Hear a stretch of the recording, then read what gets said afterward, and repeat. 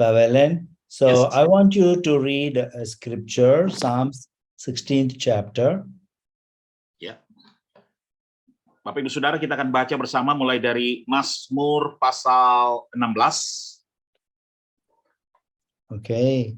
Yeah, Ibu Devi is from Semarang, but now you're in Kelapa Gading. Wow, that's nice. Ibu Devi, God bless you. Nice place. I like the food in Kelapa Gading. There's a lot of nice food. Yeah. Okay. So Psalm 16th chapter. Ya, Mazmur pasal 16 verse 8 to 11. Can we read, Pastor? ayat 8 sampai 11, Bapak Ibu Saudara. Ayat 8 sampai 11, Lembaga Alkitab Indonesia Terjemahan Baru menulis seperti ini. Aku senantiasa memandang kepada Tuhan, karena Ia berdiri di sebelah kananku. Aku tidak goyah, sebab itu hatiku bersukacita dan jiwaku bersorak-sorak. Bahkan tubuhku akan diam dengan tentram, sebab Engkau tidak menyerahkan aku ke dunia orang mati, dan tidak membiarkan orang kudus-Mu melihat kebinasaan. Engkau memberitahukan kepadaku jalan kehidupan. Di hadapan-Mu ada sukacita berlimpah-limpah. Di tangan kanan-Mu ada nikmat senantiasa. Yeah. So this is a beautiful psalm by David. Jadi saudara, ini merupakan mazmur yang indah yang ditulis oleh Daud. Yeah. Today the topic is freedom from poverty. Topik hari ini adalah merdeka dari kemiskinan. And the scripture talks about because verse 8. Saudara, ayat ini berbicara karena di ayat 8, because I set the Lord before me. Dikatakan aku senantiasa memandang kepada Tuhan. And my confidence, because I've set the Lord before me, I shall not be moved. Karena Ia berdiri di sebelah kananku, aku tidak goyah. And in my translation, the Passion Translation, dalam terjemahan Alkitab saya, The Passion, Bapak Ibu Saudara, it says, I experience your presence every moment. Dikatakan aku mengalami hadirat-Mu setiap saat. And verse 11 says, dan ayat 11 mengatakan, because of you, I know the path of life. Disebabkan karena Engkau, aku mengetahui jalan kehidupan. As I taste the fullness of joy in your presence. Sebagaimana mengecap akan sukacita yang berlimpah-limpah dalam hadirat-Mu. At your right hand, I experience divine pleasures forevermore. Di tangan kanan-Mu, aku merasakan kesenangan secara ilahi senantiasa. Okay, so this scripture talks about God's presence. Jadi ayat ini berbicara mengenai hadirat Allah. Hadirat Tuhan. Presence of God is different from the anointing. Hadirat Tuhan itu berbeda dengan pengurapan. Yeah, so anointing is something that stays for a season, for a reason. Yang namanya pengurapan adalah sesuatu yang berdiam atau tinggal hanya untuk sementara, hanya untuk satu musim masa.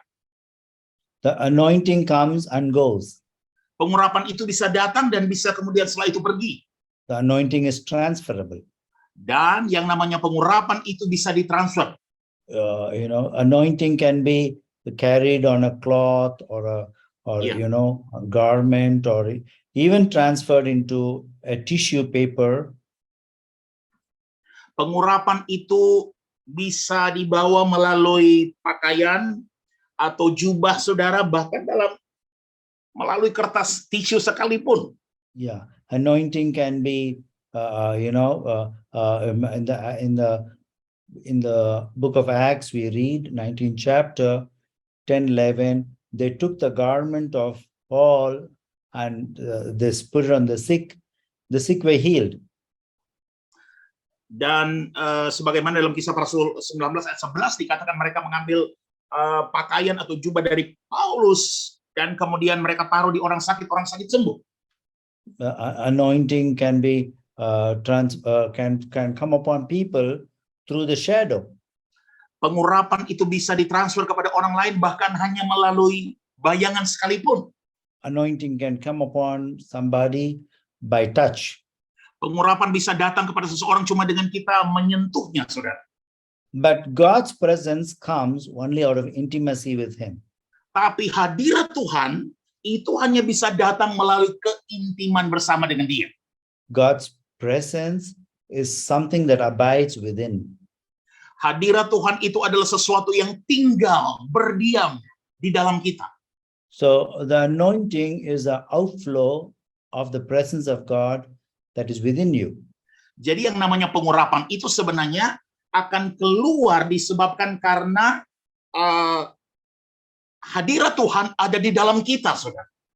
So when King David said, do not take the Holy Spirit from me, he never said, do not take away the anointing from me.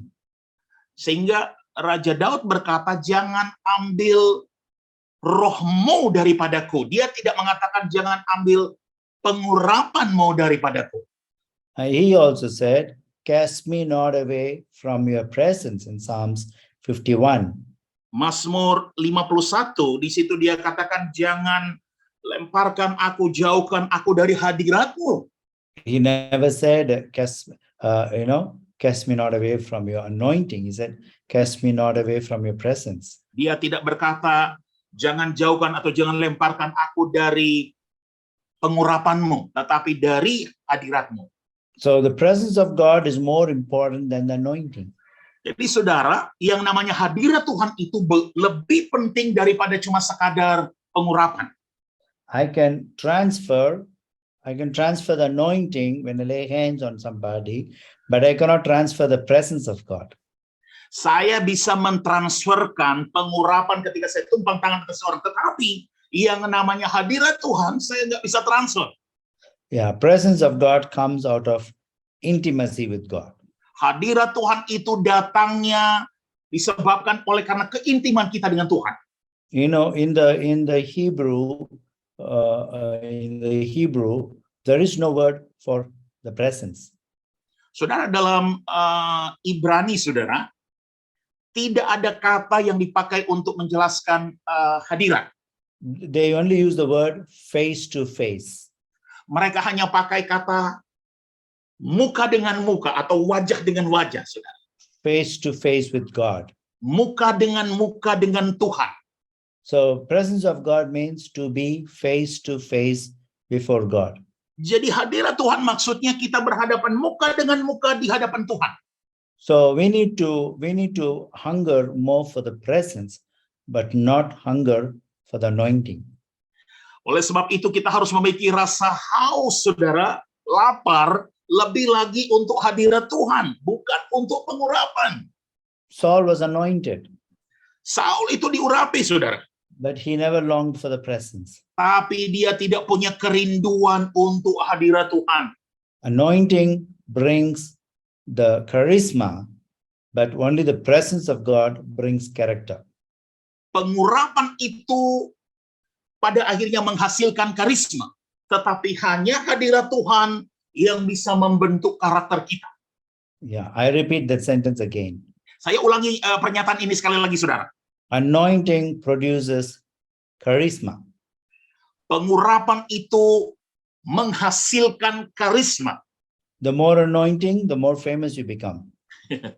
Semakin saudara diurapi, semakin terkenal, saudara. Okay, anointing can make you, I always say this, anointing can take you up to heaven. Saudara, pengurapan bisa membuat saudara sampai saudara ke surga, saudara. But it's only the presence of God that can take you inside heaven. Tetapi hanya hadirat Tuhan yang bisa membuat saudara masuk ke dalam surga. So I like this ministry. You call it presence of God means having a face-to-face encounter with God. Jadi saya suka sekali dengan pelayanan ini. Pelayanan ini namanya hadirat Tuhan, saudara. Berarti Ya. saudara berhadapan muka dengan Tuhan. So if you want to know more about how to receive the presence, how to increase the presence of God in your life, I've written my book on the Holy Spirit. Jadi kalau saudara ingin meningkatkan bagaimana saudara dalam hadirat Tuhan, bagaimana saudara menerima hadirat Tuhan, itu saya ajak saudara bisa membaca buku saya yang saya tulis dalam hal Roh Kudus. Yeah, the book is available in Bahasa. Maybe you can get it later on. Ya, bukunya sudah tersedia dalam bahasa Indonesia juga. Mungkin setelah ini saudara bisa dapatkan. So, presence of God increases more and more through worship and intimacy. Jadi hadirat Tuhan itu bertambah-tambah meningkat saudara dalam kita melalui penyembahan kepada Tuhan, melalui keintiman kita dengan Tuhan. Now you may be thinking, why is he not speaking about freedom from poverty? Why is he speaking about presence of God? Saudara mungkin bertanya-tanya dari tadi, kenapa Pak Pendeta ini nggak bicara kemerdekaan dari kemiskinan? Kenapa hanya bicara terus hadirat Tuhan? Well, if you look at, Proverbs 10:22. Kalau saudara lihat dalam Amsal 10 ayat 22, Proverbs 10. Ya, 10 Amsal 10 ayat 22, it says, the blessing of the Lord makes you rich. terjemahan Indonesia, berkat Tuhanlah yang menjadikan kaya. Or I would say the presence of the Lord brings riches. Atau saya mau katakan hadirat Tuhan itulah yang mendatangkan kekayaan. Okay. And in my translation, the Passion Translation, Dalam terjemahan Alkitab The Passion, saudara, it says with rest, with contentment, when you are in God's presence and you know him personally, that intimacy with God brings riches. di mana dengan kelegaan, di mana hadirat Tuhan itu membawa keintiman saudara, menghadirkan kekayaan. Yeah, so it's very important to connect. You cannot have riches without, God's riches without God's presence. Jadi penting sekali terhubung dengan Tuhan. Saudara tidak bisa memiliki kekayaan Tuhan tanpa hadirat Tuhan.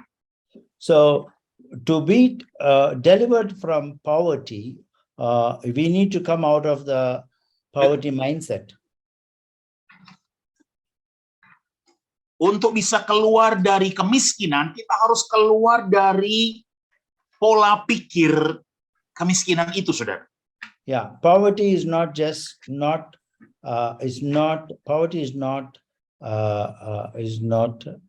having lack of money, Yang namanya kemiskinan bukan cuma sekedar tidak ada uang atau kurang uang, saudara. So it's lacking understanding. Juga menyangkut kurangnya pengertian, kurangnya pemahaman. In Hosea 4:6 it says, Hosea 4 ayat 8 di situ dikatakan, people perish for lack of knowledge. Orang-orang binasa karena tidak memiliki pengetahuan, saudara. Lack of intimacy with God. Tidak memiliki keintiman bersama dengan Tuhan. People perish for lack of knowledge of God, not earthly knowledge. Ya, orang-orang binasa karena tidak memiliki pengetahuan akan Tuhan, saudara. So, earthly knowledge can get you wealth, but it is not a lasting wealth. Ya, pengetahuan yang berasal dari dunia ini bisa saja membuat kita baik, tetapi tidak akan kekal selamanya. Earthly knowledge produces wealth, but it's only temporary. Ya, benar. Pengetahuan duniawi ini bisa menghasilkan kekayaan, tetapi cuma sementara. But heavenly knowledge, knowing more about God, produces eternal wealth. Tetapi pengetahuan sorgawi, artinya kenal Tuhan lebih dalam lagi, itu yang menghasilkan kekayaan sorgawi. Let's read 2 Corinthians 8:9. Saudara, mari kita lihat 2 Korintus 8 ayat 9. 8th chapter verse 9. It says, I think that's the theme verse that we have put in the flyer also. Saya kira ini tema yang ada di flyer, saudara. So I'm reading from my translation. Oke, saya baca dari terjemahan saya. It says, for you have experienced the extravagant grace of our Lord Jesus. Ya, dikatakan engkau telah mengalami kasih karunia yang luar biasa mengagumkan itu. Though he was infinitely rich, means limitless. Though he was rich infinitely, he became poor for our sake.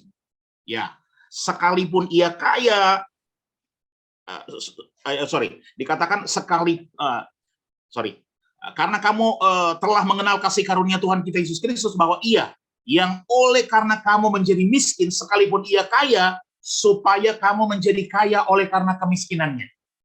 So he became poor for our sake. Jadi Yesus menjadi miskin demi untuk kita, saudara. So that by his poverty, we become rich beyond measure. Sehingga oleh karena kemiskinannya kita menjadi kaya, saudara, kaya luar biasa tanpa batas. So that's God's plan. Itu yang menjadi rencana Tuhan. He wants us to become rich beyond measure. Dia ingin kita menjadi kaya tanpa ada batasnya, saudara. He was infinitely rich. Dia memang sesungguhnya kaya luar biasa, saudara. And he became infinitely poor. Dan akhirnya dia menjadi sangat miskin, menjadi miskin. So that our poverty, he took our poverty so that we can become rich. Ya, dia mengambil akan kemiskinan kita sehingga kita boleh menjadi kaya. So we receive 3 things in salvation. Jadi kita menerima sesungguhnya 3 hal dalam keselamatan. In fact, 4. Malahan 4, saudara. Number 1, forgiveness of sin. Yang pertama, pengampunan dosa. He became a sin so that we may become righteous. Dia menjadi berdosa agar kita boleh dibenarkan. 2 Corinthians 5:21. 2 Korintus 5 ayat 21. We receive the righteousness of God. Let's read that verse. Ya, kita lihat ayat itu, saudara. 2 Korintus 5 ayat 21. 2 Corinthians 5:21, the last verse. Ya, ayat yang terakhir. For God made the only one who did not know sin to become sin for us, so that we might become the righteousness of God through our fellowship with him. Lembaga Alkitab Indonesia, dia yang tidak mengenal dosa telah dibuatnya menjadi dosa karena kita, supaya dalam dia kita dibenarkan oleh Allah. So number 1, jadi nomor 1, he became sin. Dia menjadi dosa, saudara. So that we can become his righteousness. Agar kita bisa menjadi dibenarkan, menjadi kebenarannya, saudara. So number 2, yang kedua, he became sick on the cross so that we can receive his healing. Dia menjadi sakit, saudara, di kayu salib agar kita bisa memperoleh kesembuhan. By his stripes we are healed. Oleh bilur-bilurnya kita disembuhkan. So he became sick on the cross. He took the sickness of the whole world upon him so that we can receive his healing. Ditimpakan kepadanya segala sakit penyakit seluruh dunia agar kita boleh mengalami kesembuhan. Number 1, he became sin so that we can become righteous. Yang pertama, dia menjadi berdosa, saudara, agar kita boleh dibenarkan. We don't become righteous, we receive his righteousness. Saudara, kita tidak menjadi orang benar, tetapi kita menerima kebenaran yang dari dia. In the number 2, we don't become healed, we receive his healing and health. Yang kedua, kita tidak langsung disembuhkan, tapi kita menerima kesehatan kesembuhan dari dia. 2 Peter 2:22 says, 2:24 says, by his stripes we are healed. 2 Petrus 2 ayat 24 berkata, oleh bilur-bilurnya kita sembuh. Number 3, Yang ketiga, he became a curse so that we can become blessing. dia menjadi kutuk agar kita bisa menjadi berkat. And number 4, Dan yang keempat, he became poor so that we can become rich. dia menjadi miskin agar kita bisa menjadi kaya. So it is all included.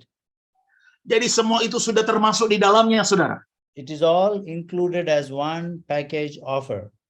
Semua sudah termasuk di dalam sebagai satu paket yang Tuhan We don't lakukan have buat. to go each and every time to receive a blessing. Ya, tidak setiap kali kita datang untuk menerima berkat dari dia. That's why we read the blessing of the Lord makes us rich. Makanya ketika kita membacakan berkat And- Tuhan itu dalam firman tadi, menjadikan kita kaya. Our hard work doesn't make us rich. It's the favor of God that makes us rich. Kerja keras kita tidak membuat kita kaya, tetapi perkenanan Tuhanlah yang membuat kita kaya. How do we become free from poverty? Bagaimana caranya kita bisa bebas merdeka dari kemiskinan? How did we get saved? Bagaimana kita bisa diselamatkan? By receiving Jesus as a Lord and Savior. Dengan menerima Tuhan Yesus sebagai Tuhan dan Juru Selamat. When Jesus comes, we are free from sin. Waktu Yesus datang, maka kita bebas merdeka dari dosa. In the same way, when Jesus comes, we are free from curse. Cara yang sama ketika Yesus datang, saudara bebas mereka dari kutuk. When Jesus comes, we are free from sickness. Ketika Yesus datang, kita bebas merdeka dari sakit penyakit. When Jesus comes, we are free from poverty. Ketika Yesus datang, kita bebas merdeka dari kemiskinan. One last scripture we read, then I'm going to pray for you. Satu ayat terakhir kita baca dan saya akan mendoakan saudara. Let's read Deuteronomy 8th chapter, Kita baca Ulangan pasal 8, 18th verse. ayat 18 sampai Verse 18. It says, you shall remember the Lord your God, for it is he who gives you power to make wealth, so that he can confirm his covenant, which he swore to your fathers. terjemahan Lembaga Alkitab Indonesia, saudara. Tetapi haruslah engkau ingat kepada Tuhan Allahmu, sebab dialah yang memberikan kepadamu kekuatan untuk memperoleh kekayaan dengan maksud meneguhkan perjanjian yang diikrarkannya dengan sumpah kepada nenek moyangmu seperti sekarang ini. Hallelujah. Haleluya. It says he gives us the power. He gives us the ability. He gives us the anointing to produce wealth. Saudara, bukankah dikatakan dia memberikan kita kuasa, kemampuan, pengurapan untuk menghasilkan kekayaan, saudara? He gives us the grace. Dia memberikan kita kasih karunia. He gives us the wisdom. Dia memberikan kita hikmat. He gives us everything. Everything that is in heaven is for us to produce wealth. Dia memberikan kita semuanya, semua yang berasal dari sorga. Diberikan kepada kita untuk apa? Memperoleh, menghasilkan kekayaan. Sorry, yeah. So you don't have to worry about coming out of poverty. You have Jadi, to saudara- think about getting into prosperity. Jadi saudara nggak usah khawatir bagaimana caranya mau keluar dari kemiskinan. Juga untuk masuk dalam kemakmuran. When you get into the light, you don't worry about darkness. Waktu saudara masuk dalam terang, saudara nggak usah khawatir lagi mengenai kegelapan. You don't think, oh, how can I remove the darkness? How can I cast out darkness? No, you don't have to fast, pray to cast out darkness. Just switch on the light. Ya, saudara nggak usah pikir-pikir bagaimana saya mau singkirkan kegelapan ini. Bagaimana saya mau usir kegelapan ini. Saudara tenang aja. Ketika saudara dalam terang, cuma nyalakan terang aja. So we don't have to worry about how to cast out. You know, Jadi nggak usah khawatir dalam hal bagaimana mau mengusir kegelapan. you just have to switch on the light in the same way get into prosperity. Prosperity is through the word of God, and you are automatically out of poverty. Jadi saudara hanya nyalakan terang saja. Masuk dalam kemakmuran dengan firman Tuhan, maka otomatis saudara sudah keluar dari kemiskinan. Yeah.